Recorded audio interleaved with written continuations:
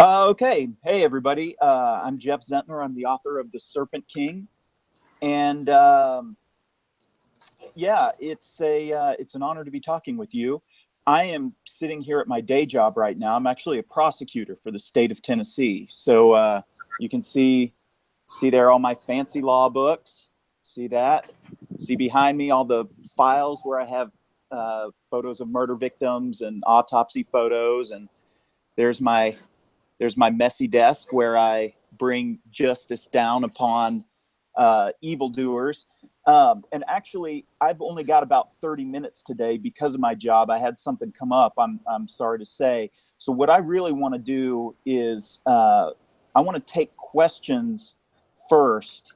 And if we run out of questions, then we can proceed otherwise. But let's go ahead and start with questions. If you guys have any questions about the writing process or anything like that, I'll be happy to answer those. Or about my day job, if you guys want to talk about murder, we can do that too. So we'll just go in order. Okay. What inspired you to write The Serpent King? I was a musician for a number of years, and I got to be about 30, and I realized I hadn't had my big break in music. And so basically the way the music industry works, if you haven't had your big break in music by the time you're 30, then you probably won't. It's just kind of a hard fact of that industry. So I thought, well, I better make a plan B. So I went to law school, got a degree, and I started volunteering at this rock camp for teenagers called Southern Girls Rock Camp and Tennessee Teen Rock Camp, where I would teach teenagers how to play guitar, how to be in a rock band, all of that good stuff. So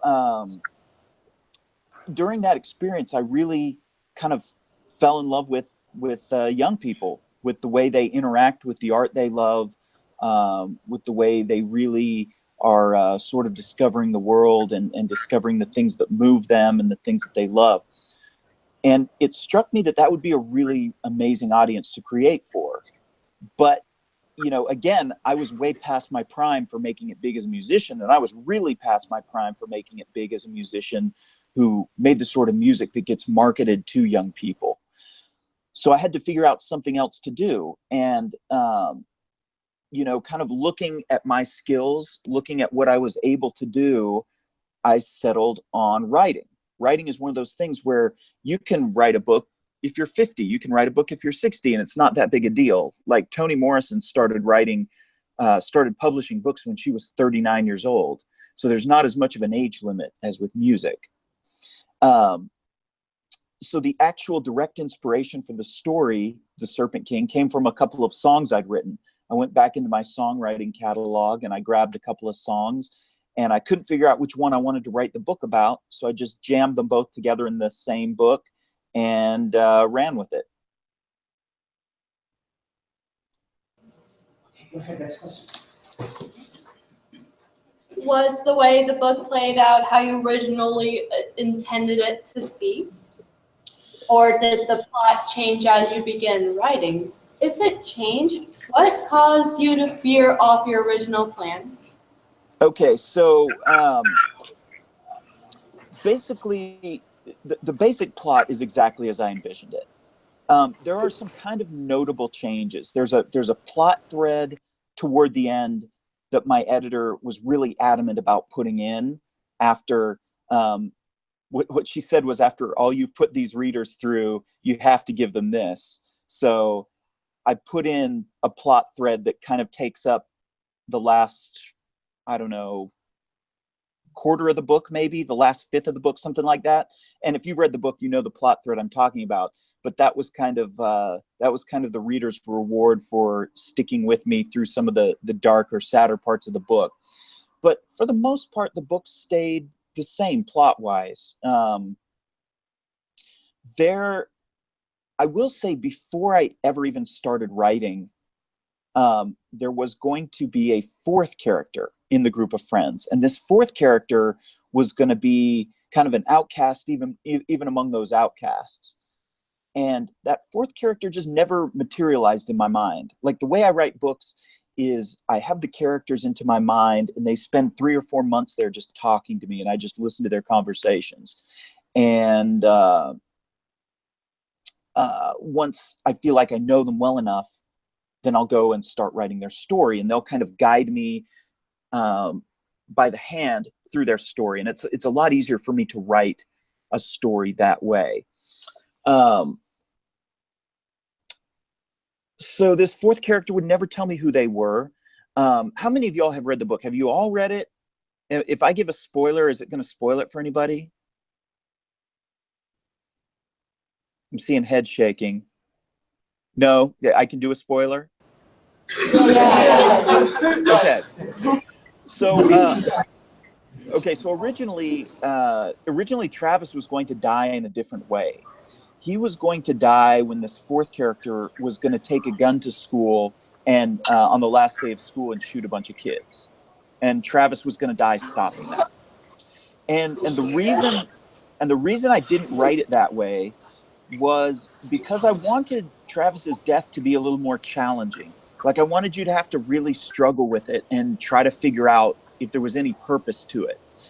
Because if he died saving a bunch of people, that's an obviously heroic death, right? There's no ambiguity there. He's just a hero. And the way he died in the book, it's this kind of undignified death. And yet by the time he died, he had done, some amazing things. He'd met his idol. He'd started writing his own books. He had found a girl who he liked and who liked him. He had stood up to his dad. He had done some amazing things. And so I wanted that to be more challenging. And plus, I didn't want The Serpent King to be a school shooting book. I wanted it to deal with different issues. And if I had had a school shooting plot line in that book, then it would have just been a straight up school shooting book. And I'm just not interested in writing that book. So that's kind of how it changed. Thank you. You bet. Great question. Can you step to the side? Why did you kill Travis, and why couldn't you just be in critical position?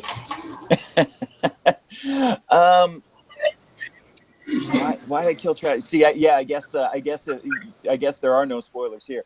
I mean, the best I can explain it, it's going to sound like a cop-out, but the best I can explain it is that's what he told me in my mind, that was how his life was going to play out. Like, it just had to be final. And like in my day job, like, it happens. I mean, people get killed, Travis's 911 call is almost exactly like a 911 call I've actually listened to, and it was from a kid who got shot for like $200 from his lawn mowing business, and that's just how the world is. The world, people die, people get shot, and they don't end up in critical condition. They die. And so I just felt like it was truer to the story and truer to what he was telling me about his life and how it would end. Believe me, it was not fun. So when I write on the bus on my phone. So I wrote probably about 70% of The Serpent King on my iPhone with my right thumb. And I wrote about 80% of my second book, Goodbye Days, with my right thumb on my iPhone. And when I was writing that scene on the bus, like, I was getting very upset. I actually had to pull the cord and get off the bus and go sit in a grocery store parking lot until I had composed myself and was dignified again. And then I got on the next bus and kept riding home. But yeah, it was not easy to say goodbye to that character, for sure.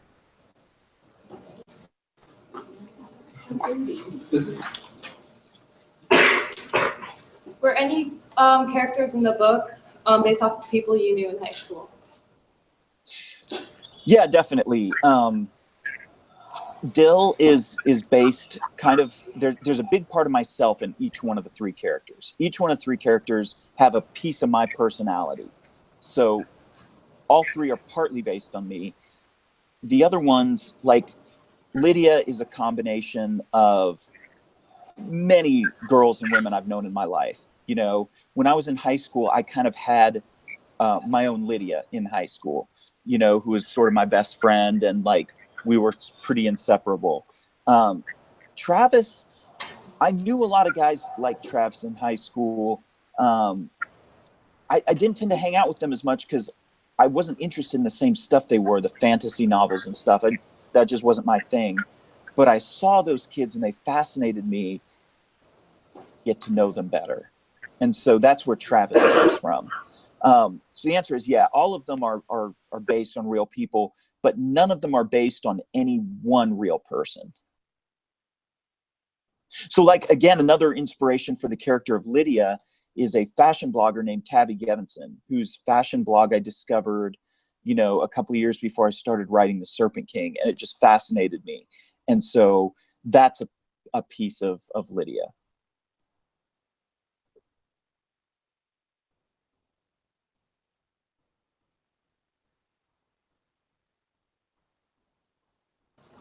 My question was, do you have any family or friends tied to the Pentecostal religion that you included in the book, and also the snake handling? And is there a reason you chose the Pentecostal religion over other religions? Wait, sorry, I didn't hear that last question. Say that again, if you would. Is there a reason you chose Pentecostal religion over other religions? Okay, gotcha. Yeah, so the question is, do any of my family or friends have any ties to Pentecostalism and snake handling? The answer is yes. I have some friends who used to go to snake handling churches. I used to play in a band, actually, with a guy who played bass in my band who used to play in a band in a snake handling church. And so that's where I got my information about the practices of these churches. That, and I did a little bit of reading. I grew up in a strict religious background myself, but it was not snake handling. So I definitely know that strict religious upbringing for sure. I know what it was like to grow up in a faith. As far as why I chose the Pentecostal faith, I mean, all of the snake handling churches, to my knowledge, are Pentecostal churches. And I love the idea of using snake handling because snakes function such an interesting metaphor. They're these poisonous creatures, and people sort of seek to conquer them by picking them up and holding them and not being poisoned and not being killed. And to me, that's a real vivid metaphor for taking on your problems, taking on the challenges you have in life, taking on the things that are hard for you. And that's what I wanted to write a book about. I wanted to write a book about kids who do really hard things and have to work really hard to overcome the challenges of their backgrounds and the things that they were born into. And it happens that the book is set in the rural South. And it happens that in the rural South, there are these snake handling religions. And I wanted to write a book about a character who struggled with faith. So you can see how it all kind of, swirled around and all sort of fit together into a nice, neat package.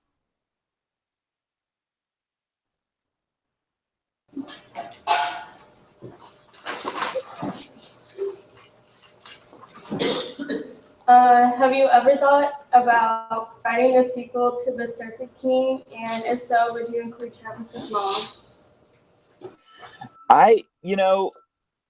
The answer is no. I've never thought of writing a sequel to The Serpent King. I very much wanted it to just be a contained story.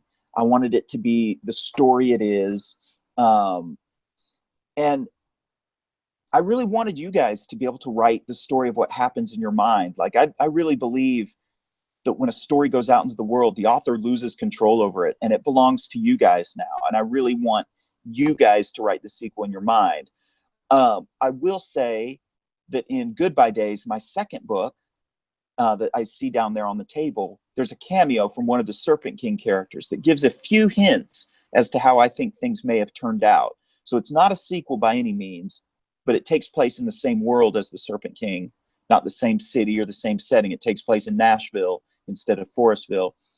But one of the Serpent King characters makes an appearance in Goodbye Days. And there are a few little hints, if you really paid attention in the Serpent King, to how things turn out.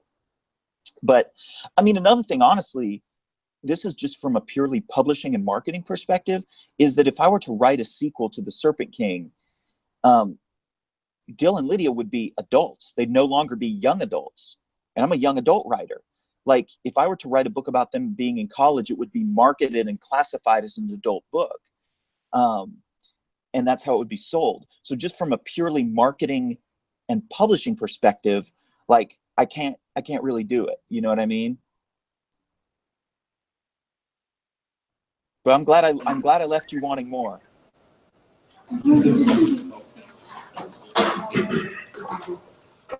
Is your musical style reflected in Dill's music? You know, I can tell you what's in my own mind, but what's in my own mind has no bearing on what you guys imagine. Okay, so I purposely didn't say in the book exactly what Dill sounded like, because I wanted you guys to be able to imagine in your own minds what he sounded like. So I'll tell you what I think he sounds like, and I don't want that to influence in any way what you guys think he sounds like. So in my mind, I think Dill sounds kind of like a combination of James Bay and Hozier. To me, that's how he sounds. But again, like, you know, I don't know, maybe Dill sounds like Kendrick Lamar to you, or Ed Sheeran, or, you know, 21 Pilots. I don't know. Whoever Dill sounds like to you, stay with that, because I purposely didn't say what he sounded like so that you could imagine what he sounded like yourself.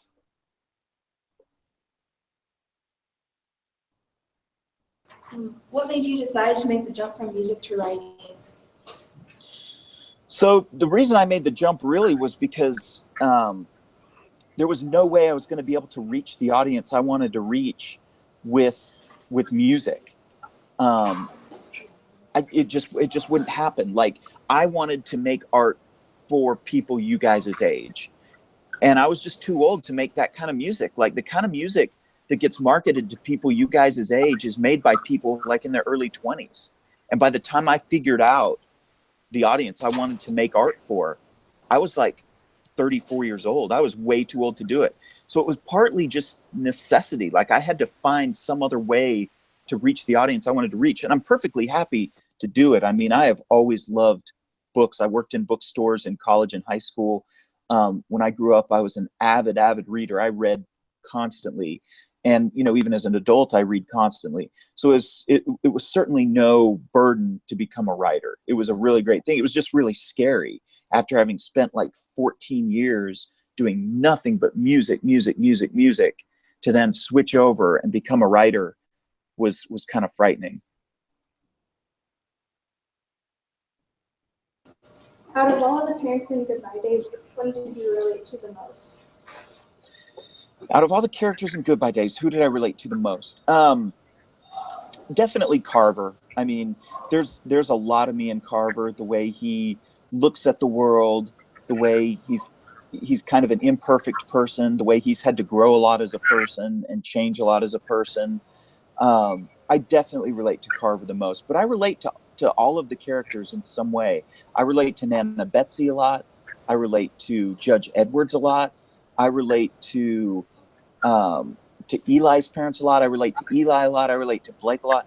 I relate to Jesmond a lot, Georgia a lot. All of my characters, I have to be able to identify with deeply, or I won't write them. I can't write them because I don't know what makes them work. And I'm not going to put a character to run around in my story who I don't know how they work, and I don't know what their motivations are, and I don't know what they want or what they need.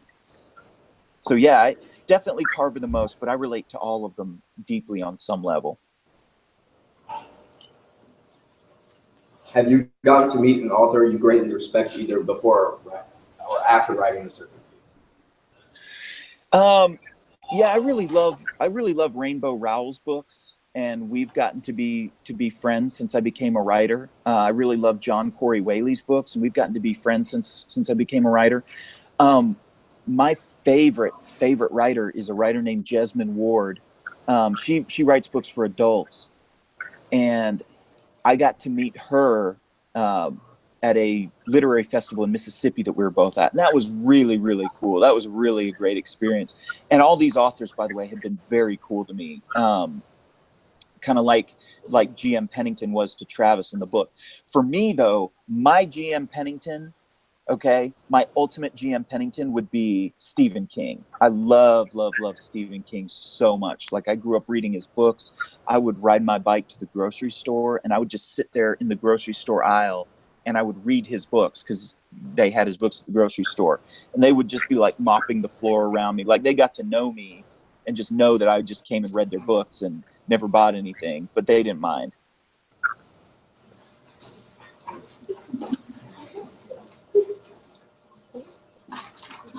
These are great questions, by the way, you guys. Thank you.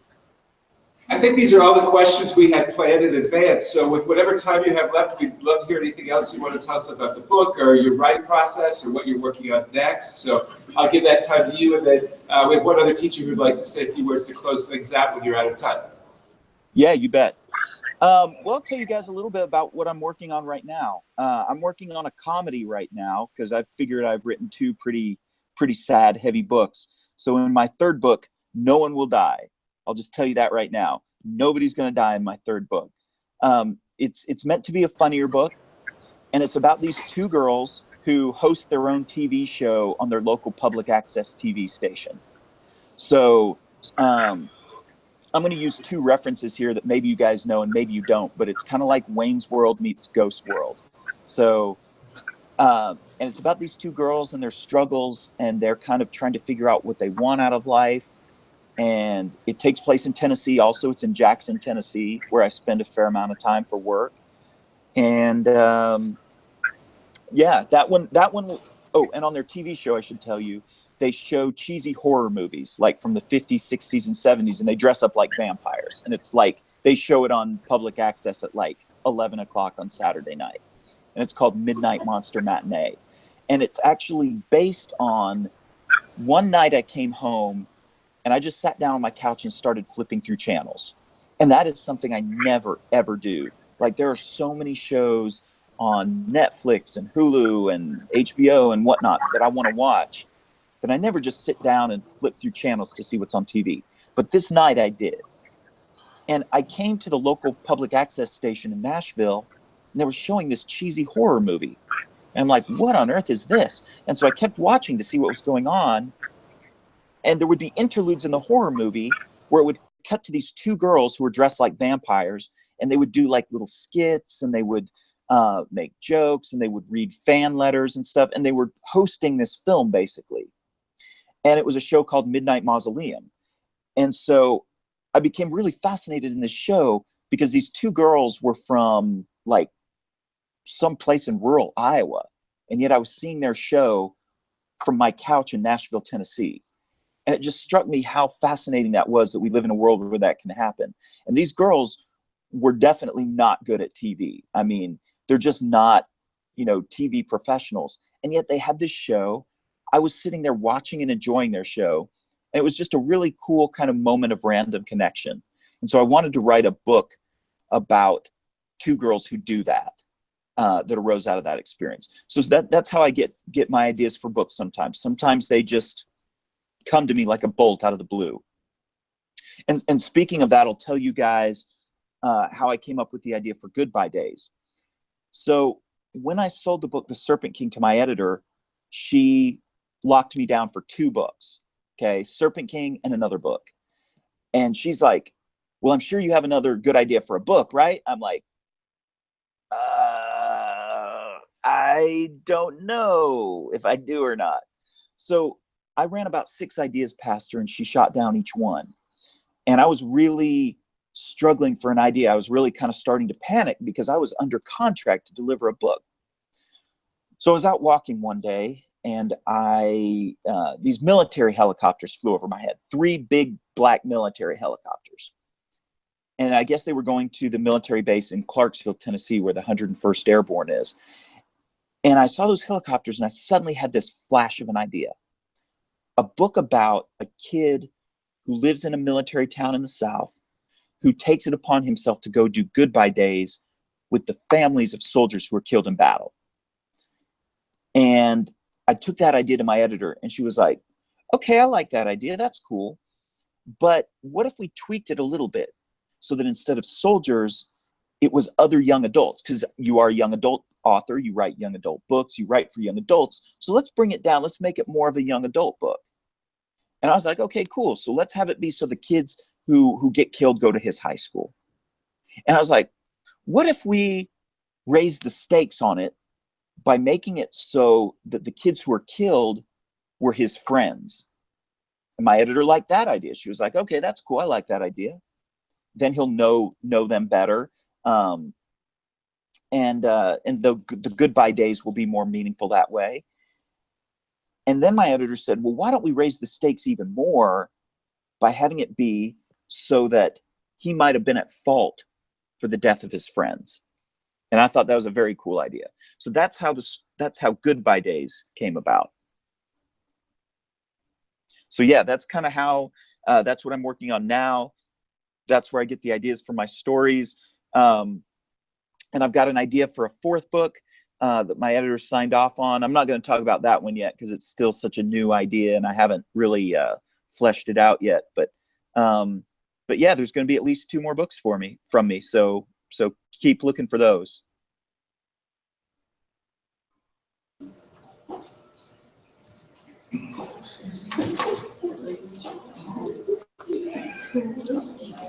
Okay, so we know that your time is short. I'm here to kind of like send it off.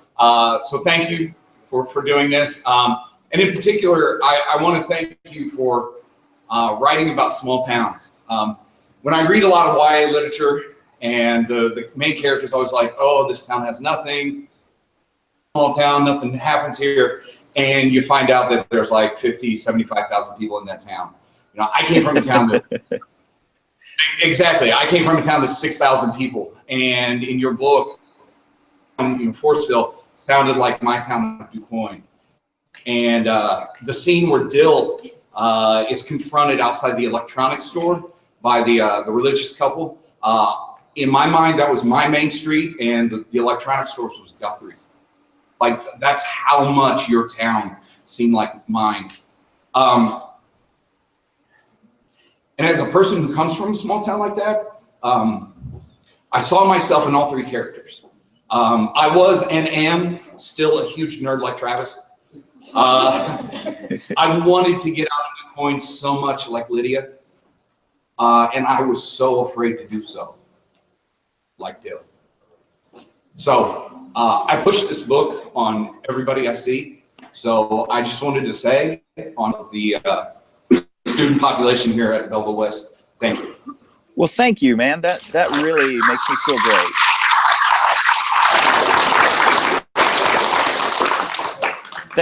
Thank you so much, you guys. Honestly, it's a dream come true to be talking to you guys. It's a dream come true to have young people like you guys reading my books. And man, thank you so much. Thank you.